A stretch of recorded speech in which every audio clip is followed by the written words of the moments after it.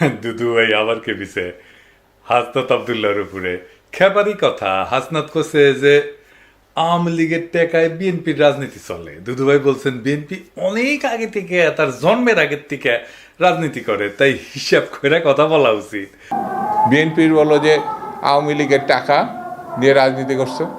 যদি বিএনপির লোকরা প্রস্রাব করে একমাত্র, তাহলে প্রস্রাবের তোরে ভেসে বঙ্গোপসাগরে গিয়ে পড়ব। সব কিছুর একটা সীমা থাকতে হবে। এমন কোনো কথা বলবা না যে কথার দায়িত্ব নিতে পারবা না। বিএনপি সম্বন্ধে যে অভিযোগ করছো, সেই অভিযোগের জবাব যদি বিএনপি শুধু থুতু ফেলে, সেই থুতুর মধ্যে তোমার খুঁজে পাওয়া যাবে না। সেই জন্য আমি বলবো, হিসাব করে কথা বলা, হিসাব করে চলা, আর গণতান্ত্রিক রীতিনীতি মানা। পোলা পাইন করলে বহুত ব্যর্থ আছে দুদু ভাই। ঠিকই কইছেন, ঠিকই কইছেন। সব জায়গায় দুদু ভাইয়ের লোক ঢুকেছে, একেবারে ফাউল এগলে। আপনি একজন বিশিষ্ট রাজনৈতিক নেতা, আপনি খাবার গেছেন, আপনার মুরগির ঠ্যাং দিবি না, তাই বলে দেখেন রানের পিস না দেয় দুদু ভাইয়ের কি রাগ। ঠিক আছে না? আমি কনফার্ম ওই মেসিয়ান না এনসিপি করে, ছাত্রদের দল করে। এরপরে দুদু ভাই খাবার গেলে না 2টা রান দিবেন, হ্যাঁ, আর বেঁধে দিয়েন খিলানোর পরে। উনি খাবি আবার বেঁধেও নিয়ে আসবি। তো আসেন আমরা না ইতিহাস দেখি। দুদু ভাই কইছে মুরব্বী মানুষ তো ইতিহাস দেখা দরকার। তো দুদু ভাই মাঝে মাঝে ফাউল করে আর একটা বাড়ি খায়, কিছুদিন ঠান্ডা থাকে। ওটাই একটা কাজ। বিএনপির যে ওনার কি কাজ সেটা অবশ্য জানি না। হ্যাঁ, জানাই কোনো গতি, সে নাকি হয় সহসভাপতি। তো উনি তো সহসভাপতি। তো সহসভাপতি আর বেটা মানুষের দুদু একই জিনিস। বিএনপির দুদু ভাইয়ের কাজও এক, ওনার কোনো কাজ নাই আসলে। বিএনপির মধ্যে ঐতিহাসিকভাবে আওয়ামীপন্থীরা কাজ করে। পাগলা ফজলু একটা উদাহরণ, হাবিবুর রহমান হাবিব আর একটা উদাহরণ। ওই নাকি জামাত ইসলামের লোকদেরকে মসজিদে ঢুকবার দিবি না, নামাজের ইমামতেও করবার দিবি না। আটঘরিয়ার কোন মসজিদে জামাতের কোন ইমাম কোন মুয়াজ্জিন আযান দিতে পারবে না, জামাতের কোন ইমাম ইমামতি করতে পারবে না। তো এই দুটাই ছাত্রলীগের প্রেসিডেন্ট ছিল। বিএনপির শাহ মোজ্জেম ছাত্রলীগের প্রেসিডেন্ট ছিল পরপর 3বার। মনিরুল হক চৌধুরী আর এক ছাত্রলীগ, বিএনপি করে। এমনকি পরপর 2বারের সভাপতি হওয়া কে এম ওবায়দুর রহমান, সেও বিএনপির সাধারণ সম্পাদক ছিল অনেকদিন। তো দুদু ভাই আওয়ামী লীগের টেকা মানে তো আওয়ামী লীগের নেতার কর্মীর টেকা, তাই না? কে এম ওবায়দুর রহমান যখন বিএনপিতে আসে বা অন্যান্য ছাত্রলীগের নেতারা যখন বিএনপিতে আসে, তার টাকা পয়সা কি আওয়ামী লীগকে ফেরত দিয়ে আসে নাকি নিয়ে আসে? আব্দুল আল মিন্টু যখন আওয়ামী লীগে ছিল, তার টাকা আওয়ামী লীগের টাকা না। আর আপনারা তো টাকা নিয়ে আওয়ামী লীগকে এলাকা ফেরাইতেছেন, কথাটা তো মিথ্যা না, তাই না? তাই বিএনপির মধ্যে আওয়ামী লীগের টাকা আছে তো, কথাটা সত্য তো। 71 টিভির দখল কে নিছে? হ্যাঁ, কে নিছে? বুলু ভাই নিছে তো। আর টিভির দখল কে নিছে? আর কইলাম না। এস আলমের সাম্রাজ্য কে দেখতেছে? সালাউদ্দিন সাহেব দেখতেছে। সামিটে যায় কে বসতেছে? হ্যাঁ, আপনাদের কোষাধ্যক্ষের ছেলে বসতেছে। হ্যাঁ, দখল করতেছেন সবকিছুই। দেখেন ভ্যান চালকের জমিও তো বাদ দিতেছেন না। 1200 বিঘা চিংড়ি ঘের দখল করেছেন। হ্যাঁ, আর দেখামো এডিটর সাহেব দেখাবো না। আচ্ছা ঠিক আছে, আজকে বাদ দিই, আজকে আর না দেখাই। বিএনপির যত দখল সে নিয়ে আলাদা এপিসোড করবো নি। এইটা সাহেব কি কর না কি? ঠিক আছে, আচ্ছা ঠিক আছে, এডিটর কইছে ঠিক আছে। তবে দখল নাকি ন্যায্য অধিকার ফিরে পাওয়া, মির্জা ফখরুল বলছে। এটা দখল বলা ঠিক না। আমি বিশ্বাস করি নাই যে এটা কইছে মির্জা ফখরুল ভাই, কিন্তু বিএনপির ভেরিফাইড টুইটার অ্যাকাউন্টে এটার প্রমাণ আছে। দেখেন এডিটর সাহেব, দেখে দেন এটা যে ভেরিফাইড টুইটার অ্যাকাউন্ট, এটা দেখে দেন। আওয়ামী লীগের মিছিল করে দিতেছে আপনাদের লোক। আওয়ামী লীগের লোক ছাড়া আপনাদের বিএনপির কার্যালয়ের উদ্বোধন হয় না। দেখেন যে কটা জায়গায় আওয়ামী লীগ মিছিল করেছে সেইগুলো স্থানীয়ভাবে বিএনপির টাকা দেওয়া হচ্ছে, আমরা খবর পেয়েছি। আমাদের কাছে সব খবর আছে। 2-1 জায়গায় বিএনপি ধাওয়া দিছে সত্য, তবে এগুলো স্থানীয় অ্যারেঞ্জমেন্ট। আমি জানি না টাকা না পেয়ে ধাওয়া দিছে কিনা, সেটাও হইতে পারে। আমার ক্ষুদ্র ভ্রাতার ভগিনীদের কই, আওয়ামী লীগ এখন নিষিদ্ধ সংগঠন। মিছিল করতে দেখলে একাই আগায় যাবেন, একা থাকলেও ধাওয়া দিবেন। একা ধাওয়া দিবেন, 2 হাতে 2টা ইটা নিবেন, ইটে নিয়ে ধাওয়া দিবেন। এটা মিছিলে ধাওয়া দিয়ে দেখেন, এগুলো ভিতর ডিম। আপনি একলা ধাওয়া দিলে পলাবে, লিগে রাখতে পারেন। মাইরা হাড্ডি গুঁড়া গুঁড়া করে তেনা বানাই দিবেন, কিচ্ছু হবে না আপনার। নিষিদ্ধ ঘোষিত দলরে মারি দিচ্ছেন, বাড়ি দিচ্ছেন, কিচ্ছু হবে না। আমি দায়িত্ব নিলাম, কিছু হইলে আমাকে কবেন, আমি দেখবো। আসলে বিএনপি হয়েছে কি, বিএনপি করে আওয়ামী লীগ। বিএনপি আওয়ামী লীগ করিচ্ছে, এই বিএনপির আওয়ামী লীগ করা নিয়ে কথা বলি। যাই যাই মানে এখন মনে হচ্ছে যে বিএনপি আসলে যে আওয়ামী লীগ করে, এটা কি ব্যান কথা কইলাম আর বুঝাই কই। আওয়ামী লীগের যা কর্মসূচি ছিল, যা লক্ষ্য ছিল, তা বিএনপি কইরা দেয়। আওয়ামী লীগ একার শক্তিতে কখনো যেটা পারত না, সেটা বিএনপি আওয়ামী লীগের সেই কর্মসূচি কইরা দেয়। এখন দেখেন অনলাইনে বিএনপি আওয়ামী লীগ একই সাথে গেলায় আমাকে দেখেছেন, আমার কমেন্ট বক্সে দেখেন ফেসবুকে, বিএনপি আওয়ামী লীগ একই সাথে আমার গেলায়। তত্ত্বাবধায়ক সরকার কার দাবি ছিল? আওয়ামী লীগের দাবি ছিল। কোন সরকার সেটা বাস্তবায়ন করেছে? আইন সংশোধন করেছে, সংবিধানে ঢুকেছে, বিএনপি সরকার ঢুকেছে। জিয়া কি ছিল? বাংলাদেশের প্রেসিডেন্ট ছিল, তাই না? প্রেসিডেন্সিয়াল সিস্টেমই বাংলাদেশের জন্য সবচেয়ে ভালো। প্রেসিডেন্ট সিস্টেম এটা বিএনপির কর্মসূচি। প্রেসিডেন্সিয়াল সিস্টেম থাকলে আসে না জিন্দেগি প্রেসিডেন্ট হবার পারল না নি। আওয়ামী লীগের দাবি ছিল এই প্রধানমন্ত্রী শাসিত পার্লামেন্টারি সিস্টেম। এই বিএনপি নিজেরা রাষ্ট্রপতি শাসিত শাসন ব্যবস্থার পক্ষ হইলেও প্রধানমন্ত্রী শাসিত শাসন ব্যবস্থা প্রবর্তন করছে বিএনপি, আইন করে বিএনপি প্রবর্তন করছে। এই পার্লামেন্টারি সিস্টেম ভালো কাজ করে যদি রাজা থাকে। এইগুলা সে সমস্ত দেশের জন্য ঠিক আছে, কিন্তু বাংলাদেশের জন্য ঠিক নাই। আমি এই এপিসোডে আলাপটা করেছিলাম, দেখে নিতে পারেন কেন প্রেসিডেন্সিয়াল পদ্ধতি বাংলাদেশের জন্য সবচেয়ে ভালো। আবার দেখেন বিএনপি ৭২-এর সংবিধান রক্ষা করতে চায়। ৭২-এর সংবিধান বাতিল করা সম্ভব না বলছেন মির্জা ফখরুল, দেখেছেন? তো আপনারা তো আসলে আওয়ামী লীগ করতেছেন, আর কি কি করতেছেন? আওয়ামী রাজনীতি। আসেন আর একটু দেখি। অসাম্প্রদায়িক বাংলাদেশ গড়া ছিল আওয়ামী লীগের রাজনীতি, আপনারা সেটাই করতে চান। এই দেশে অসাম্প্রদায়িক বাংলাদেশ আর বিএনপি লেখা সার্চ দেন না গুগলে, দেখেন বিএনপির কোন নেতা বলে নাই এটা। তারেক রহমান পর্যন্ত বলেছে আওয়ামী লীগ মুক্তিযুদ্ধের চেতনার বাংলাদেশ গড়তে চায়, বিএনপিও তাই চায়, দেখেছেন? তো বিএনপির তো তফাৎ থেকে আওয়ামী লীগ থেকে, বিএনপিতে বিলুপ্ত হচ্ছে আওয়ামী লীগ, দেখেছেন? আপনারাই ডাকতেছেন আওয়ামী লীগদের বিএনপি করার জন্য। হ্যাঁ দেখেন সব নেতাই ডাকিচ্ছে আর কি, রিজভি ভাই ডাকিচ্ছে, আমি খুশিও ডাকিচ্ছে, সবাই ডাকিচ্ছে। যান যান লাইন ধরেন, বিএনপির লাইন ধরেন। সালাউদ্দিন কাদের চৌধুরী কইছিল যে আওয়ামী লীগ একটা আশ্চর্য মেশিন, সব রাজাকার ঢুকাইলে মুক্তিযোদ্ধা বেড়ায়। তো এরকম বিএনপি একটা আশ্চর্য মেশিন হয়েছে, সব আওয়ামী লীগ ঢুকাইলে বিএনপি হয়ে বেড়াবে। রবীন্দ্রনাথ শুনলে কাজ হয়ে পড়ে বিএনপি, দেখেছেন? আমরা যে জাতীয় সঙ্গীত পাল্টাইতে চাই, সেই জাতীয় সঙ্গীত নিয়ে বিএনপি গর্বিত। দেখেন তারেক রহমান কইছে, কি আর বলবো, এই রবীন্দ্রনাথ বাংলাদেশে ইন্ডিয়ার আওয়ামী লীগের একটা পলিটিক্যাল প্রজেক্ট, সেটারে ঊর্ধ্বে তুলে ধরে বিএনপি। এখন বিএনপি আওয়ামী লীগের লোকেরা এসে খাও খাও করে ধরবি, আপনি না রবীন্দ্রনাথ নিয়ে বই লিখেছেন, আমি একটা কেন, আমি ১০০টা বই লিখমু, তাতে কি যায় আসে? তাতে কিছু যায় আসে? জাতীয় সঙ্গীত একটা পলিটিক্যাল কোশ্চেন, একটা জাতির আত্মপরিচয়।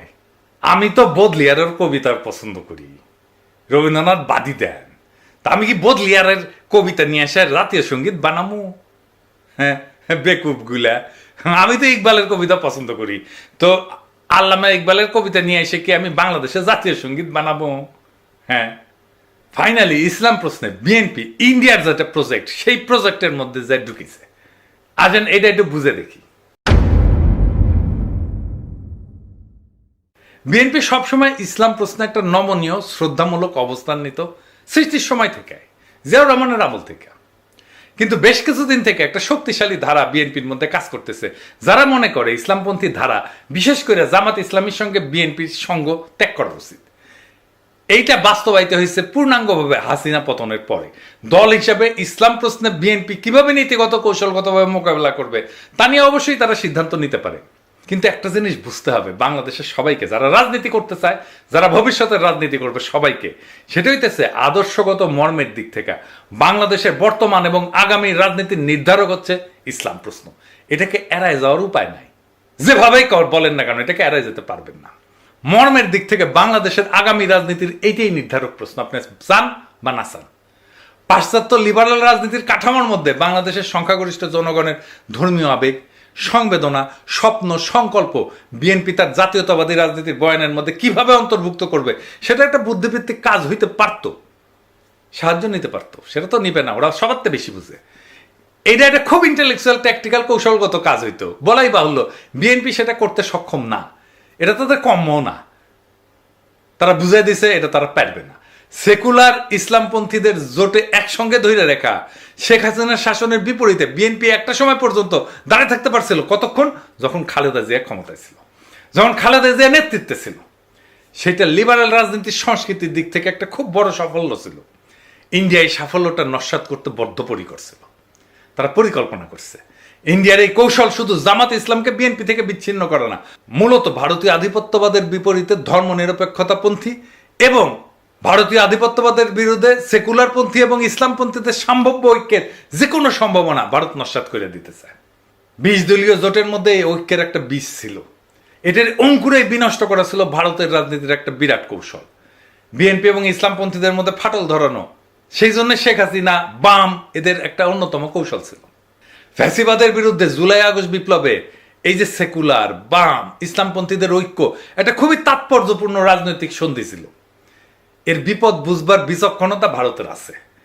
এই রাজনৈতিক সন্ধির বীজ জাতীয় রাজনীতির সম্ভাব্য দিক নির্দেশক হয়ে ওঠার আগেই ভারতকে সমূলে নষ্ট করে দিল বিএনপিকে দিয়া।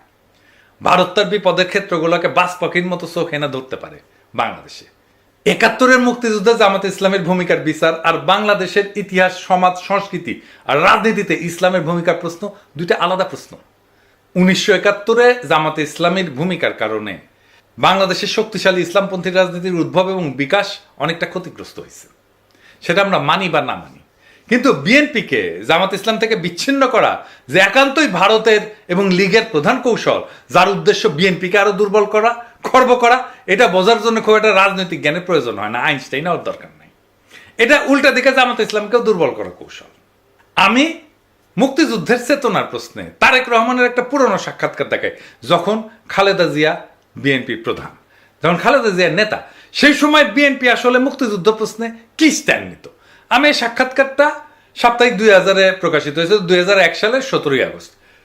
এইটা পরে জনগণের মুক্তিযুদ্ধ চেতনার স্বরূপ সন্ধান এই নামে আহমেদ মুসা সম্পাদনা করে আর একটা বই বের করে। তো সেই সাক্ষাৎকার বড়, কিন্তু আমি শুধু মুক্তিযুদ্ধ বিষয়ক অংশটা তুলে ধরতেছি। এইখানে আমি সাপ্তাহিক 2000-এর প্রশ্ন এবং তারেক রহমানের উত্তর সেটা আপনাদেরকে বলতেছি। জামাতে ইসলামীকে কি আমি মুক্তিযুদ্ধের বিপক্ষ শক্তি বলবো না? আমি কিন্তু জিনিসটাকে ভিন্নভাবে দেখি। এটা আমার আগের জেনারেশন বলতো। আমি বলবো আসুন আমরা ভিন্নভাবে চিন্তা করি। 1971 সালে মুক্তিযুদ্ধ হয়েছিল, আমার বাবা মুক্তিযুদ্ধ করেছিলেন, তারা বুঝেছিলেন তারাই সঠিক কাজটি করছেন। জামাতকে অনেকে, আপনারা, আওয়ামী লীগ বলে যে তারা মুক্তিযুদ্ধের বিপক্ষ শক্তি। দেশ তো এখন স্বাধীন হয়ে গেছে। আমাদের সবচেয়ে বড় বাস্তবতা হচ্ছে দেশ কিন্তু এখন স্বাধীন। 71-এ জামাত হয়তো মনে করেছিল মুক্তিযুদ্ধটা ঠিক নয়, এ কারণেই হয়তো তারা এটার বিরোধিতা করেছিল। স্বাধীনতার পর জামাতের কোনো নেতা কি বলেছে এটাকে আমরা আবার পাকিস্তানের নিয়ন্ত্রণে নিয়ে যাব? আমার তো মনে পড়ে না কোথাও তারা এটা বলেছে। দেশ এখন স্বাধীন, আমরা 30 বছর পেরিয়ে এসেছি। এই যে মুক্তিযুদ্ধের চেতনা, রাজাকার, এটা নিয়ে আমাদের পূর্বপুরুষদের এত সময় নষ্ট করেছে যেটার ভোগান্তি এখন আমাদেরকে পোহাতে হচ্ছে। আমার জেনারেশনকে বলবো আসুন আমরা সামনে এগোই, রাজাকার নিয়ে চিন্তা করে সময় নষ্ট না করে মানুষের অর্থনৈতিক মুক্তির লক্ষ্যে যা করা উচিত বা যা করা প্রয়োজন সেটা করি। যুদ্ধাপরাধীর বিচার বা শাস্তির ব্যবস্থা তো একটা স্বাভাবিক ঘটনা, এটাকে ভুলে গেলে চলবে কি করে? জার্মানি 40 বছর পর প্রশ্নটা শেষ করতে দেননি তারেক রহমান, তার আগেই উনি বলতে শুরু করেন। জার্মানি 40 বছর পর নাৎসিদের বিচার করেছে। 40 বছরে তারা প্রথমে দেশের প্রতিটি মানুষের বাসস্থানের ব্যবস্থা করেছে, কর্মসংস্থানের ব্যবস্থা করেছে, তারপরেই তারা এটাতে গেছে। আপনি বলছেন আগে আমরা মানুষের মৌলিক চাহিদা পূরণ করব, তারপরে মুক্তিযুদ্ধের বিপক্ষ শক্তি বা রাজাকার নিয়ে চিন্তা করব। অফকোর্স আমার বাবা যুদ্ধ করেছেন। কেন যুদ্ধ করেছেন? যাতে দেশের প্রতিটি মানুষের বাসস্থান থাকে, খাদ্যের নিশ্চয়তা থাকে, অর্থাৎ মানুষের মৌলিক চাহিদা নিশ্চিত করার জন্য। কিন্তু 30 বছরে আমরা মানুষের এই মৌলিক চাহিদাগুলো পূরণ করতে পারিনি। আসুন আগে মানুষের মৌলিক চাহিদাগুলো পূরণ করি, তারপর ওসব নিয়ে চিন্তা করা যাবে। আপনার বাবা যাদের বিরুদ্ধে যুদ্ধ করেছিল, আপনি তাদের বিষয়টি আলাদাভাবে দেখবেন না? আমার বাবা কারো বিরুদ্ধে যুদ্ধ করেননি, তিনি যুদ্ধ করেছিলেন মানুষের মৌলিক অধিকার নিশ্চিত করার জন্য। কিন্তু আপনি আদর্শ প্রশ্নটা শেষ করতে দেননি সাপ্তাহিক 2000-কে। তারেক রহমান তার আগেই বলা শুরু করেন, আপনার পেটে যখন ক্ষুধা থাকবে তখন কিন্তু মাথায় আদর্শ কাজ করবে না। আপনার পকেটে যখন চলার পয়সা থাকবে না, আপনি যখন আপনার সন্তানের ওষুধ কিনতে পারবেন না, খাবার কিনতে পারবেন না, তখন কিন্তু কোনো আদর্শ থাকবে না। এগুলো বইয়ে মানায়, বাস্তবে মানায় না। আমরা মুক্তিযুদ্ধের বিপক্ষ শক্তি বলতে যাদের কথা বলছি তারা তো খুবই কম। বিএনপির মতো একটা রাজনৈতিক দল কেন তাদের শেল্টার দেবে? শেল্টার দেওয়ার ব্যাপার নয়, আমরা চেষ্টা করেছি সবাই মিলে একসঙ্গে কাজ করতে, দেশকে এগিয়ে নিতে। এখন বলতে হয় 96 সালে শেখ হাসিনা যখন তাদের সঙ্গে নিয়ে আন্দোলন করলেন, তখন কেন আপনারা তাকে এই প্রশ্ন করলেন না? অবশ্যই শেখ হাসিনাকে এই প্রশ্নগুলো করা হয়েছিল। উত্তরে কি বলেছিলেন শেখ হাসিনা? কৌশলগত মিত্রের কথা বলেছিলেন, কিন্তু এতে তিনি সমালোচনা থেকে রেহাই পাননি। কৌশলগত মিত্র তার মানে শেখ হাসিনা নিজ স্বার্থে বলেছেন এই কথা। আপনিও তো সেরকমই বলছেন। না, আমি সেভাবে বলতে চাচ্ছি না। আমি বলতে চাচ্ছি, আসুন আমরা সবাই মিলে সামনের দিকে এগোই। পেছন নিয়ে আমরা আর কত টানাটানি করব? আপনি জান না, একজন সাধারণ মানুষের কাছে মুক্তিযুদ্ধের যারা বিরোধিতা করেছিল তাদের প্রতি তার হয়তো একটা বিরূপ ধারণা আছে। কথাটা অনেকাংশে হয়তো বা ঠিক, কিন্তু এটাও ঠিক, মানুষ এসব শুনতে শুনতে ত্যক্ত, বিরক্ত। মানুষ এখন নতুন কিছু শুনতে চায়, নতুন কিছু দেখতে চায়। বিএনপি এখন নতুন কিছু বলছে না, ওই পুরনো কথাগুলোই যা আওয়ামী লীগ বলতো সেটাই এখন বিএনপির কর্মীরা বলে, সেটাই এখন বিএনপির নেতারা বলে। বিএনপি নিজেই তার এই অবস্থান মানে না। বিএনপি এখন তারেক রহমানের দেওয়া বক্তব্যের উল্টা কথা বলে।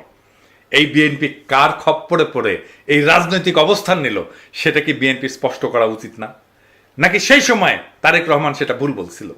বিএনপি যদি এর ব্যাখ্যা দিতে না পারে, তাহলে তো আপনি ওই দলের কোনো কথাতেই আস্থা রাখতে পারবেন না। ওরা ক্ষমতায় যে যা খুশি তাই করবে, আগের সব কথা উল্টাই দেবে। তাই দিচ্ছে। আমরা কেন বিএনপির বিরোধিতা করি? বিএনপি আজ যেখানে দাঁড়ায় সেখান থেকে আর যাই হোক জনতার আশা ভরসার পথে হাঁটা যায় না। কারণ ছাত্র জনতা শুধু আওয়ামী লীগকে সরাই দিচ্ছে, তাতেই বিএনপি খুশি। কিন্তু বিএনপি আওয়ামী লীগকে ছুঁড়ে ফেলে দিতে চায় না। তাদের নীতি, ইতিহাস, তাদের বয়ান, এমনকি তাদের ভাষা বিএনপির গলায় উঠে আসে। জিয়া যে রাষ্ট্রপতির শাসন ব্যবস্থার কথা বলছিলেন, বিএনপি আবার সংসদীয় ব্যবস্থা বন্ধ না করে। যে জিয়া 72-এর সংবিধানকে বাতিল করে দিছিল, এখন সেই বিএনপি 72-কে রক্ষার কথা বলে। যে বিএনপি অসাম্প্রদায়িকতার নামে আওয়ামী লীগের হাইব্রিড বয়ানকে সামনে রেখা ইসলামী মূল্যবোধ থেকে সরে যায়, সে কি করে জনগণের প্রতিনিধিত্ব করবে? এটি কি পরিবর্তন, নাকি এক বিব্রতকর পুনরাবৃত্তি? বিএনপি একটা নকল বিকল্প, যেখানে পুরাতনের পোশাকে নতুন কিছু সাজানোর ব্যর্থ চেষ্টা চলে। যারা আওয়ামী দুঃশাসনের বিরুদ্ধে এক বুক আশা নিয়ে বিএনপির দিকে তাকাইছিল, অথচ এখন দেখে ওদের পাতে ভাত কম, কিন্তু বকবকা নিয়ে আওয়ামী বুলি আগের চেয়ে বেশি। ফ্যাসিস্ট হাসিনার জন্ম কিন্তু বিএনপির ব্যর্থতা থেকেই। ছাত্র জনতা তাদের নিশ্চিহ্ন হওয়া থেকে বাঁচাইছে বিএনপিকে, আর সেই ছাত্রদের মুতে ভাষায় দিতে চায় বিএনপি। যদি বিএনপির লোকরা প্রস্রাব করে একমাত্র, তাহলে প্রস্রাবের তোরে ভেসে বঙ্গোপসাগরে গিয়ে পড়ব। বিএনপির এই নীতিহীন সফট আওয়ামীকরণ প্রক্রিয়া আসলে রাজনৈতিক আত্মহত্যা।